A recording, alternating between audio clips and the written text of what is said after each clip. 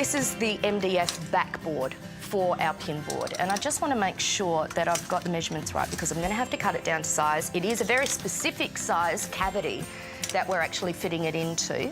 So I just want to make sure that my lines are straight, and so far it looks pretty good. Time to cut.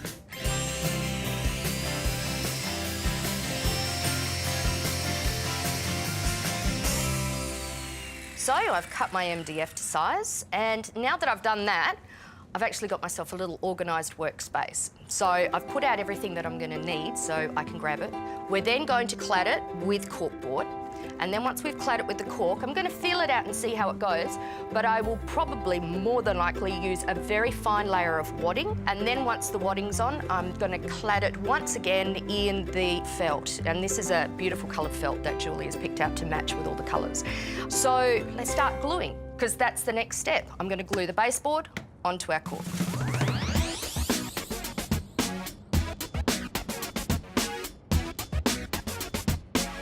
It's like making a spider web.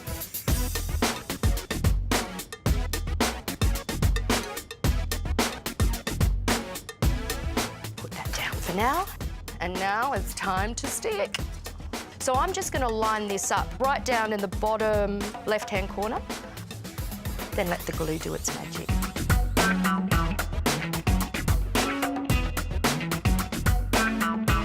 Okay, so that looks pretty good.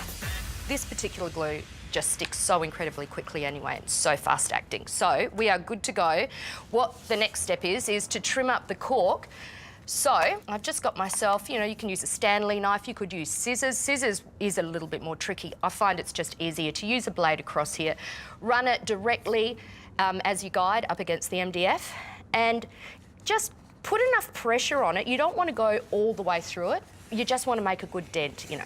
If you go all the way through it, you could actually damage your top that you're working on. Beautiful. My plan is that I will be able to pull it up here, hold the base, fold it down slightly, almost like plasterboard when you're cutting plasterboard gyprock.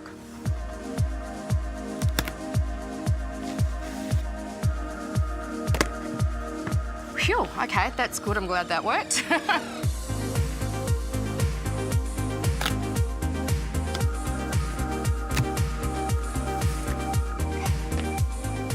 Don't throw these out too, because, you know, these kind of things really do come in handy, just like little trivets for your pots to go on when you take pots off the stove. Very, very handy.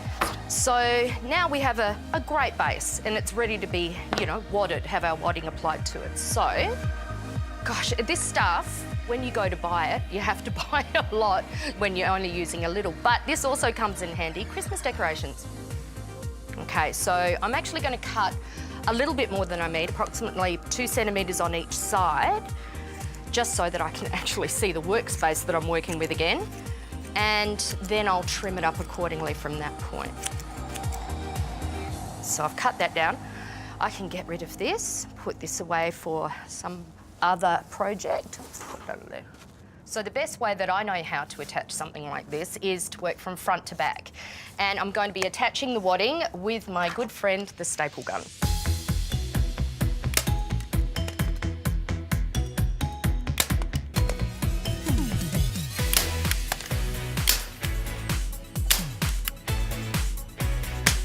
Okay, last staple. I've just given it a little bit of a trim up as well, just because you don't want it puckering off the wall too much.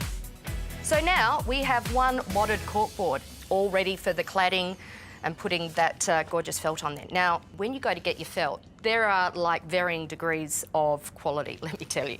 There's really cheap felt, which is fine to use, or you can spend a little bit more money and get something really good. And I'm really pleased with what we've got here. It's really thick, which is perfect for this because it's going to give us that quilting. I'm going to be able to really stretch it and really make it taut so we get a real bounce like a pillow. I've kind of already cut it to size a little bit. I'm going to trim it up afterwards. It just makes it a bit easier. I've given myself a little bit of tension. I need to be able to grab it and pull it. So first staple in, and then I'm going to work my way right around, and then we'll give it a trim.